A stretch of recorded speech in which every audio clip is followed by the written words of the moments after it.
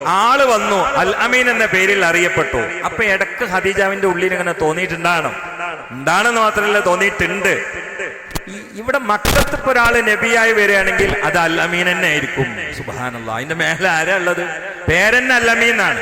ഖദീജാവിയെ ജാഹിലിയ കാലത്ത് മക്കാര് വിളിച്ചിരുന്നതോ ത്വാഹിറ എന്നാണ്. അപ്പൊ ഈ സഫർ മാസത്തിൽ സംഭവിച്ചത് കേവലമായ കല്യാണമല്ല, അമാനത്തിന്റെയും ത്വഹാറത്തിന്റെയും സമാഗമമാണ്. ഈ സഫർ മാസത്തിൽ അന്ന് മക്കയിൽ സംഭവിച്ച ഖദീജ അൽ അമീൻ ദമ്പതികളുടെ വിവാഹമെന്ന് വായിക്കുന്ന ആളുകൾക്ക് കൃത്യമായി ബോധ്യപ്പെടും. യാ അല്ലാഹ്, ആ കല്യാണമൊക്കെ അങ്ങനെ കഴിഞ്ഞു. കല്യാണത്തിന്റെ അന്ന് തന്നെ ഭയങ്കര പ്രശ്നം ഉണ്ടായി. എന്താ അറിയോ? അവിടെ കല്യാണം എന്ന് പറഞ്ഞാൽ കള്ളില്ലാത്ത കല്യാണം സങ്കല്പിക്കാൻ കഴിയില്ല. കാരണം അന്ന് കള്ളുടി എന്ന് പറഞ്ഞാൽ കല്യാണത്തിനൊക്കെ വരുമ്പോൾ നമ്മളിന്ന് സർബത്തും ജ്യൂസൊക്കെ കൊടുക്കാറില്ലേ, അങ്ങനെയാണ് കള്ളു കൊടുക്കുന്നത്. കള്ള് കിട്ടിയിട്ടില്ലെങ്കിൽ കല്യാണപ്പരി ചെന്നിട്ട് വെള്ളം അന്നം കിട്ടാത്ത പോലെയാണ്. ഭക്ഷണമല്ല അവരെ വിഷയം, ഇറച്ചിയല്ല, കള്ളു കിട്ടും. അത് കിട്ടിയിട്ടില്ലെങ്കിൽ കല്യാണം അല്ല എന്നാ നാട്ടുകാർ തീരുമാനിക്കുക. ഇപ്പൊ അത് കള്ളു കൊടുക്കലെന്ന് വിഷയമല്ല, കാരണം ആരും ആക്ഷേപിക്കല്ല, ജാഹിലിയാണ്. ഇന്നത് ചെയ്യാ ഇന്നേ ചെയ്യാതിരിക്കുക എന്നൊരു വഹയി വന്നിട്ടില്ല. അതുകൊണ്ട് അവര് തെറ്റുകാരുമല്ല. വളരെ ലാഘവത്തോടെയാണ് സർവത്ത് കൊടുക്കുന്ന ലാഘവത്തോടെ, ജ്യൂസ് കൊടുക്കുന്ന സന്തോഷത്തോടെയാണ് കള്ളുടിച്ച് ആഘോഷിക്കുക. പക്ഷേ ഖദീജാവിന്റെ വീട്ടിൽ കള്ളില്ല. അപ്പൊ ഈ ഭക്ഷണം കഴിച്ചിട്ട് കുറെ ആൾക്കാർ പോണില്ല, കാരണം പോകാൻ കഴിയണില്ല. അത് എപ്പോഴാ വിളമ്പ എന്നുള്ളവർക്ക് കള്ളൊട്ട് കിട്ടണില്ല. അപ്പൊ കുറച്ച് ആളുകൾ ചോദിച്ചു, അല്ല ഖദീജ, എന്റെ വരിയിൽ ഇപ്പൊ ഹംറൊന്നുമില്ലേന്ന് വെച്ചു. അന്നതൊരു വിഷയമില്ലാന്ന്. അത് ഇങ്ങനെ ഒളിച്ച് ചോദിക്കേണ്ട കാര്യമില്ല, പച്ചക്ക് പരസ്യമായിട്ട് ചോദിക്കുക. കാരണം അത് ബിരിയാണി കൊടുക്കുമ്പോൾ കൊടുക്കുന്ന സാധനമാണ്. അതില്ലെങ്കിൽ ചോദിക്കില്ല നാട്ടുകാര്. അല്ല ഇവിടെ കള്ളൊന്നുമില്ലേന്ന് വെച്ച്. ഖദീജ പറഞ്ഞു, ഇവിടെ കള്ള് വിളമ്പാൻ പറ്റൂല, എന്റെ പുതിയാപ്പള അൽ അമീൻ മുഹമ്മദാ. യാ അല്ലാഹ്. ഇത് നബിയായി രംഗത്ത് വരുന്നതിന്റെ 15 കൊല്ലം മുമ്പാണല്ലോ. മുഹമ്മദ് ഉള്ള സ്ഥലത്ത് കള്ള് വിളമ്പാൻ പറ്റൂല, ഇത് ആള് വേറെയാണ്. അപ്പൊ ജനങ്ങൾ വേറായി. ഖദീജ, അനക്കൊക്കെ എന്തിന്റെ കാറ്റാ? പൈസ ഇല്ല, ബാപ്പല്ല, ഉമ്മല്ല, ആള് വിശ്വസ്തനാണ്, അതൊക്കെ. പക്ഷെ ഒരു മനുഷ്യന്റെ മുമ്പിൽ സംസാരിക്കാൻ പണം വേണല്ലോ, കയ്യിൽ പൈസ ഇല്ല. ഇങ്ങനെ ഒന്നും കയ്യിലില്ലാത്തൊരു ചില്ലിക്കാശിന്റെ വരുമാനം ഇല്ലാത്ത, എന്നാ അതിന് പറ്റുന്ന ഒരു ജോലി ഉണ്ടോ? അതുമില്ല. ഒരാളെ സമ്പൽ സമൃദ്ധിയുടെ ധനാഢ്യയായ രാജാത്തിയായി നീ തെരഞ്ഞെടുത്തില്ലേ, എനിക്കൊരു മോശമില്ല ഖദീജ എന്ന് വെച്ചു. അല്ലാഹ്. അതിൽ ഭക്ഷണം കഴിച്ച് പിരിഞ്ഞു പോകുമ്പോ ഈ ചോദിച്ച ആൾക്കാരുണ്ടല്ലോ, ഖദീജാബി പറഞ്ഞു, ഒരൊറ്റ കുട്ടി പോരുത്, എല്ലാവരും നേരത്തെ ഇരിക്കും, എനിക്കൊരു വർത്തമാനം പറയണ്ട.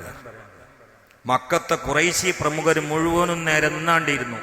ഖദീജാബി തന്റെ പുതിയാപ്പിളയായ മുഹമ്മദ് മുസ്തഫ സല്ലല്ലാഹു അലൈഹി വസല്ലം അടുത്താണ്ട് എത്തിയിട്ട് ഡീസന്റ് ഉള്ള 2-3 വർത്താനാണ് പറഞ്ഞത്.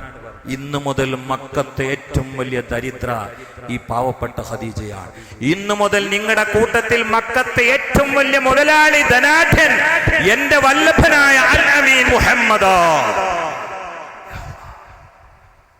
ഇത് അള്ളങ്ങനെ ഓർത്തിട്ട് പറഞ്ഞ കേട്ടങ്ങള് സൂറത്തുൽ ദുഹായിൽ, വല്ലുഹാ വല്ലൈലി ഇദാ സജാ മാ വദ്ദഅക റബ്ബുക വമാ ഖലാ വലല്ലാഖിറതു ഖൈറുൽ ലക മിനൽ ഊലാ വലസൗഫ യുഅതീക റബ്ബുക ഫതറുല്ലാഹ്.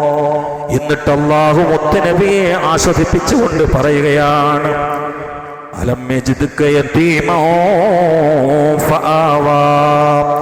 അനാഥനായി അല്ലാഹു അങ്ങയെ എത്തിച്ചില്ലയോ, പിന്നെ അല്ലാഹു അങ്ങയുടെ അനാഥത്വം നീക്കിയില്ലയോ യാ റസൂലല്ലാഹ്.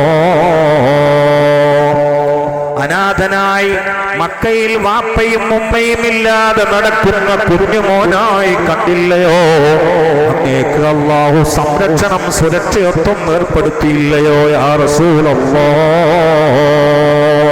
അലം യജിദ്ക യതീമാ ഫആവാ വവജദക ളാല്ലൻ ഫഹദാ.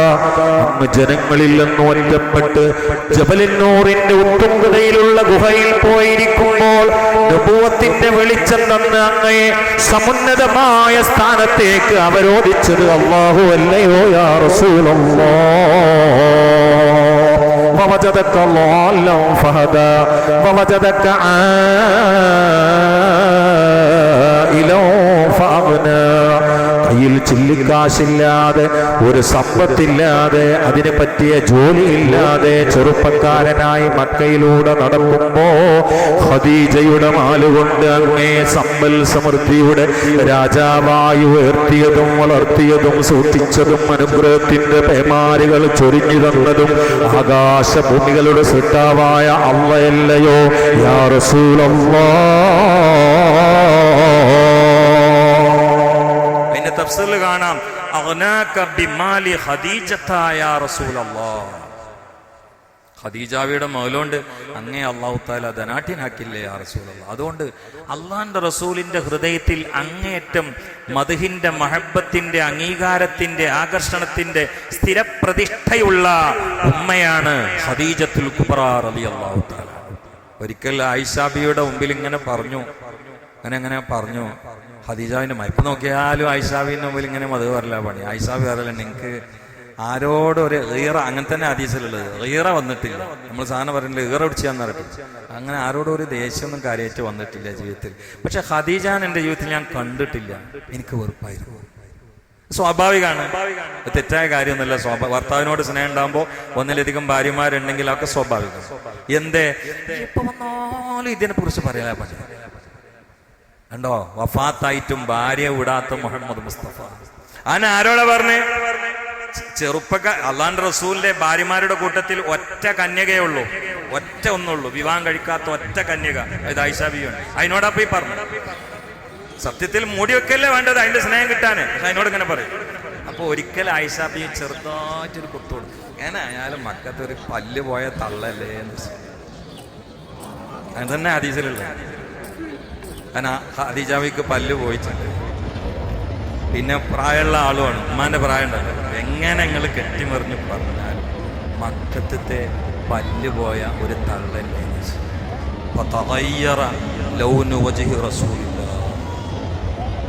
അന്ന് വരെ കാണാത്ത മുഖാണ് ആയിഷാ ബി മുസ്തഫാനെ.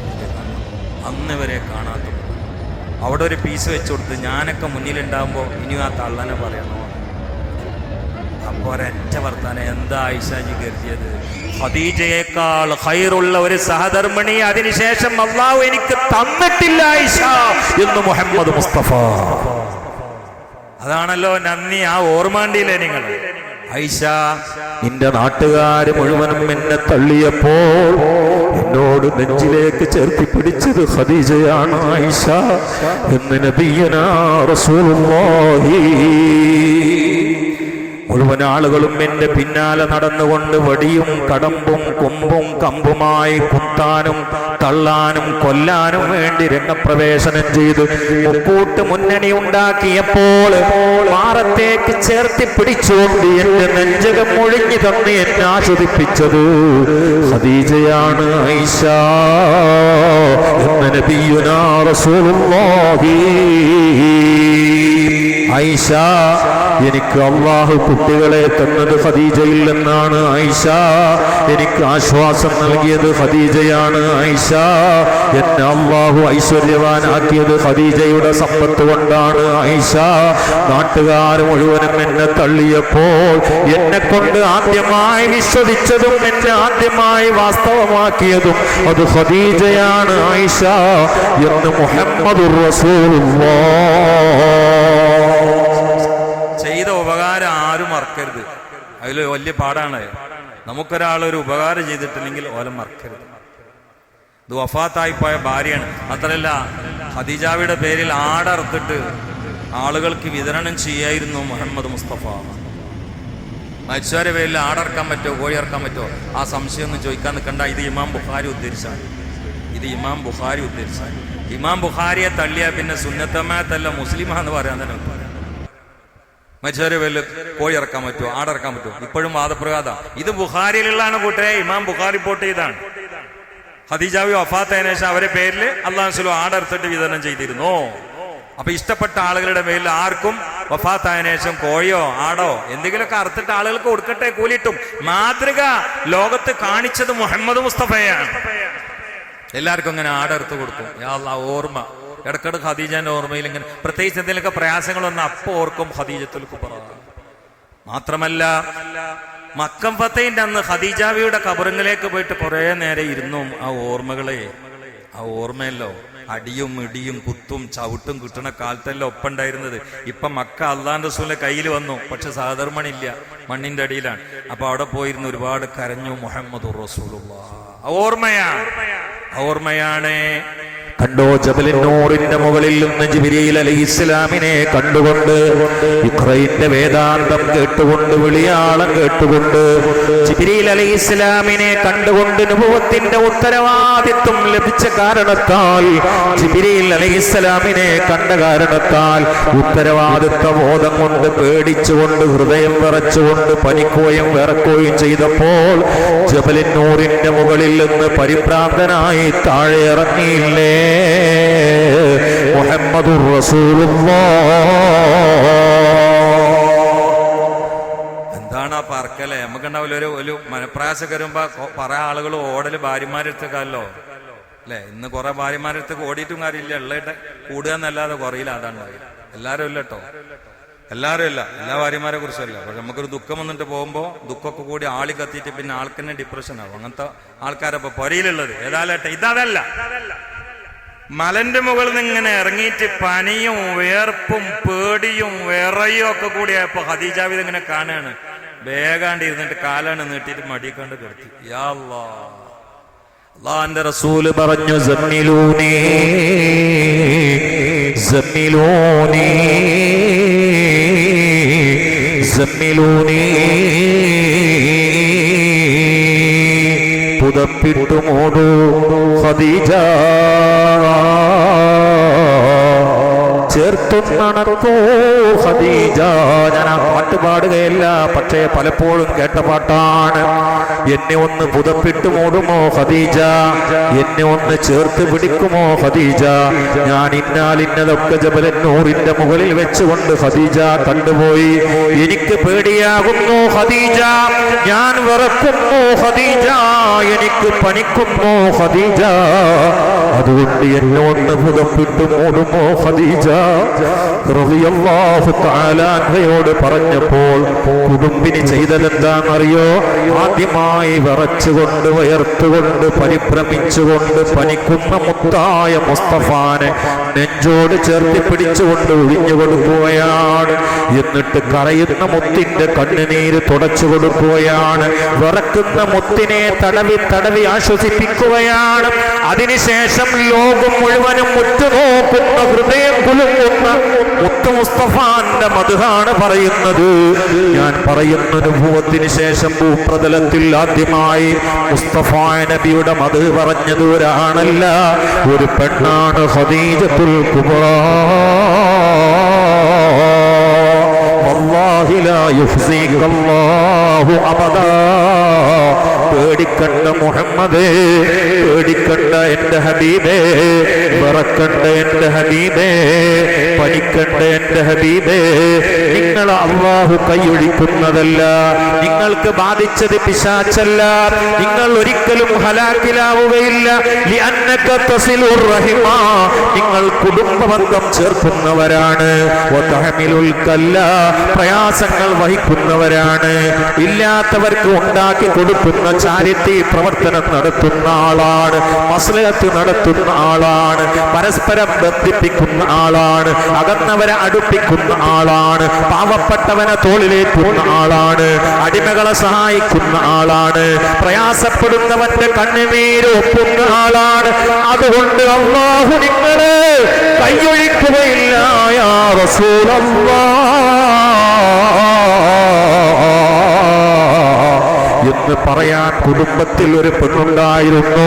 ലോക സ്ത്രീ ജനതയ്ക്ക് മാതൃകയായ, ലോകത്തെ മോഹിനീങ്ങളുടെ അത്താണിയായ എന്റെ ഉമ്മ എന്ന് പറഞ്ഞുകൊണ്ട് അഭിമാനം കൊള്ളാൻ ചരിത്ര ഉദ്യാനത്തിലെ റാണിയായ, ഇന്നും മക്കയിൽ പോയാൽ ഏതൊരു ഖബർ കാണുമ്പോഴാണ് നമ്മൾ വിങ്ങി വിങ്ങി പൊട്ടി ഉമ്മ നിങ്ങൾക്ക് സലാമുണ്ടെന്ന് പറയുന്നത്. ഖദീജത്തുൽ കുബ്രാ. ജബലിന്നൂറിന്റെ ഉത്തുംഗതയിലേക്ക് കയ്യിൽ പാത്രവും ആ പാത്രത്തിൽ ഭക്ഷണവുമായി കയറി വരുന്ന രംഗമൊന്ന് ഓർത്തു നോക്കൂ. ഇന്ന് ജബലിന്നൂറിന്റെ മുകളിൽ കയറാൻ നമുക്ക് കഴിയുമോ? എന്നാൽ ഇന്നത്തെ സൗകര്യമില്ലാത്ത, ഇന്നത്തെ ലൈറ്റ് ഇല്ലാത്ത, ഇന്നത്തെ പടവുകളില്ലാത്ത, ഇന്നത്തെ അങ്ങാടികളില്ലാത്ത, കണ്ടാമൃഗങ്ങൾ ഓടി നടത്തുന്ന കൂറ്റൻ പാറക്കെട്ടിന്റെ മുകളിലായി ഭർത്താവിനെ തേടി ഒരു കയ്യിൽ പാത്രത്തിൽ ഭക്ഷണവുമായി ആ കൂറ്റൻ പാറക്കെട്ട് ചവിട്ടി ചവിട്ടി കയറി പോകുന്നു ഖദീജത്തുൽ കുബ്രാ റളിയല്ലാഹു തആല അൻഹാ വീട്ടിൽ നിന്ന് പാത്രവുമായി ഭക്ഷണവുമായി പുറപ്പെട്ട സമയത്ത് ഫനസലൽ അമീനു മലക്ക് ജിബ്രീൽ അലൈഹിസ്സലാം ഇറങ്ങിയിട്ട് പറയുകയാണ്, യാ റസൂലല്ലാഹ്, ഖദീജ പുറപ്പെട്ടിട്ടുണ്ട് വീട്ടിൽ നിന്ന്, കയ്യിൽ ഭക്ഷണ പാത്രവുമുണ്ട് നബിയേ. ഖദീജ എങ്ങാനും അങ്ങയുടെ മുമ്പിലെത്തിയാൽ അല്ലാഹു ഖദീജക്ക് സലാം പറഞ്ഞു എന്ന് പറയണേ, എന്റെയും സലാം പറയണേ യാ റസൂലല്ലാഹ്. വല്ലാത്തൊരു സംഗതിയാണ്. അള്ളാഹിന്റെ റസൂലിന് ഭക്ഷണമായിട്ട് ഇങ്ങനെ വരുമ്പോഴേ അള്ളാഹു തആല ഭൂമിക്ക് സലാം കൊടുത്തേച്ച ഒരേ ഒരാള് ഖദീജത്തുൽ കുബ്രാ. ചെറുപ്പക്കാരെ, റബീഉൽ-അവ്വലൊക്കെയാണ് വരാൻ പോണത്, പണിയെടുത്തോളേ. ആകാശവും ഭൂമിയും നമുക്ക് അനുകൂലമാകും. റസൂലുള്ളാഹിന്റെ മദഹിന്റെ ഹാദിമായാൽ ഖബറിന്റെ ഉള്ളിൽ പുതിയാപ്പളയെ പോയി കിടക്കാം. അല്ലാഹു തൗഫീഖ് ചെയ്യട്ടെ. അള്ളാഹിന്റെ റസൂൽ ഈ സലാം പറഞ്ഞ സമയത്ത് ഖദീജ ബി ലോക ചരിത്രത്തിൽ ഇത്ര ബുദ്ധിമതിയായ ഒരു സ്ത്രീയെ ഞാൻ വായിച്ചിട്ടില്ല. ഈ സലാം കണ്ട് കേട്ട എങ്ങനെ മടക്കുക എന്നല്ല എല്ലാവരും ചിന്തിക്കുക. അള്ളാഹിന്റെ റസൂല് പഠിപ്പിച്ചു കൊടുക്കേണ്ടി വന്നില്ല. ഇത് കണ്ട് കേട്ടപ്പോ ഖദീജ ബി ഒരൊറ്റ വലൈക്കല്ലാ സലാം എന്ന് പറയാം, അള്ളാഹ്ക്ക് സലാം അങ്ങോട്ട് കൊടുക്കാൻ പറ്റൂലല്ലോ, പിന്നെ എങ്ങനെ ഇത് മടക്കുക? ബുദ്ധിമതിയായ ഖദീജ ബി ഒറ്റ മടക്കല്. ഇന്നല്ലാഹു ഹുവസ്സലാം വഅലാ ജിബ്രീലസ്സലാം വഅലൈക്കസ്സലാം യാ റസൂലല്ലാഹ്. ബുദ്ധിമതിയായ ഖദീജത്തുൽ കുബ്രാ. അല്ലാഹു തആല അവരെ നാളെ സ്വർഗത്തിൽ കണ്ടുമുട്ടാൻ തൗഫീഖ് ചെയ്യട്ടെ. അവർക്ക് സ്വർഗത്തിൽ വെള്ളക്കൊട്ടാരം, സ്വർഗത്തിൽ മുളക്കൊട്ടാരം, വൈഡൂര്യം കൊണ്ട് മുത്തുകളെ കൊണ്ട് നിർമ്മിക്കപ്പെട്ട മനോഹരമായ മുളക്കൊട്ടാരമുണ്ട്. അവിടെയായിരിക്കും സ്വാലിഹത്തായ ദുനിയാവിൽ ജീവിച്ച പെണ്ണുങ്ങൾ, സ്വാലിഹാത്തായ പെണ്ണുങ്ങൾ. അല്ലാഹു നമ്മുടെ ഭാര്യമാരെയും നമ്മുടെ ഉമ്മമാരെയും നമ്മുടെ മക്കളെയൊക്കെ ആ കൂട്ടത്തിൽ ചേർത്തി കൊടുക്കട്ടെ. ഖദീജ ഉമ്മയെ സ്വർഗത്തിൽ വെച്ച് കണ്ട് ഇതൊക്കെ പറയാൻ അല്ലാഹു നമുക്ക് ഭാഗ്യവും വാതിലും തുറന്നേറ്റ് അല്ലാഹു അതിൻ്റെ തടസ്സങ്ങളിൽ നമ്മളെ മുക്തരാക്കി തരട്ടെ. അല്ലാഹു പറഞ്ഞവും കേട്ടോ കബൂലാക്കി തരട്ടെ. അല്ലാഹു ഇതുകൊണ്ട് ഇസ്സത്ത് നൽകട്ടെ, റിഫത്ത് നൽകട്ടെ, പ്രയാസങ്ങളൊക്കെ അകറ്റി തരട്ടെ.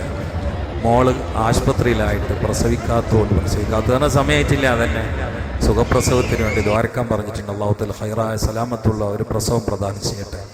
അള്ളാഹു നമ്മുടെ എല്ലാ ഇടങ്ങറുകളും നീക്കി തരട്ടെ. അള്ളാഹു നമ്മെ മാനക്കേടിലാക്കാതിരിക്കട്ടെ, നാണക്കേടിലാക്കാതിരിക്കട്ടെ, ഗുരുത്തക്കേടിലാക്കാതിരിക്കട്ടെ. നമ്മളെ കുടുംബങ്ങളെയും നമ്മളെ ഒന്നിച്ച് ഖദീജ ഉമ്മന്റെ കൂടെ സ്വർഗത്തിലാക്കി തരട്ടെ. ദീനിന് വേണ്ടി, ദഅവത്തിന് വേണ്ടി, മദീനയ്ക്ക് വേണ്ടി സൗകര്യം ചെയ്ത് താങ്ങും തണലുമായ എല്ലാവർക്കും ഖൈറും ബർക്കത്തും നൽകണേ അല്ലാഹ്. അള്ളാഹുവെ, മദഹിന്റെ ബർക്കത്ത് കൊണ്ട് എല്ലാ പ്രയാസങ്ങളും ഒഴിവാക്കി തരണേ അല്ലാഹ്. ആഖിബത്ത് നന്നാക്കി മരിപ്പിക്കണേ അല്ലാഹ്. മദ്ഹ് പറഞ്ഞ് തളർന്ന് ചിരിച്ച് സ്വർഗം കണ്ട് മരിക്കാൻ അവസരം നൽകണേ അല്ലാഹ്. ആഫിയത്തുള്ള ദീർഘായുസ് കൊണ്ട് അനുഗ്രഹിക്കണേ അല്ലാഹ്. ഞങ്ങളിൽ നിന്ന് ഇവിടെ പറഞ്ഞ് കബറിൽ കിടക്കുന്ന മാതാപിതാക്കൾക്ക് പുറത്തു കൊടുക്കണേ അല്ലാഹ്. ഈ പള്ളിയുടെ ചുറ്റുഭാഗത്തുള്ള മുഅ്മിനീങ്ങൾ മുഅ്മിനാത്തിന് പുറത്തു കൊടുക്കണേ അല്ലാഹ്. ഈ സാസനിയെ കബൂലാക്കണേ അല്ലാഹ്. ഞങ്ങളെ നന്നാക്കി തരണേ അല്ലാഹ്. അള്ളാഹുവെ, കടങ്ങളൊക്കെ ഒഴിവാക്കി തരണേ അല്ലാഹ്. പ്രയാസങ്ങളൊക്കെ നീക്കി തരണേ അല്ലാഹ്. രോഗങ്ങളൊക്കെ മാറ്റി തരണേ അല്ലാഹ്. അല്ലാഹുമ്മ അൻസുർ ഉമ്മത്ത സയ്യിദിനാ മുഹമ്മദ് വറഹം ഉമ്മത്ത സയ്യിദിനാ മുഹമ്മദ് തജാവസ് അൻ ഉമ്മത്തി സയ്യിദിനാ മുഹമ്മദ് اجعلنا من خيار أمته ومن محبيه واغفر لنا يا غفار وانصرنا يا نصير واحفظنا يا حفيظ. ربنا تقبل منا إنك أنت السميع العليم وتب علينا إنك أنت التواب الرحيم. آمين برحمتك يا أرحم الراحمين.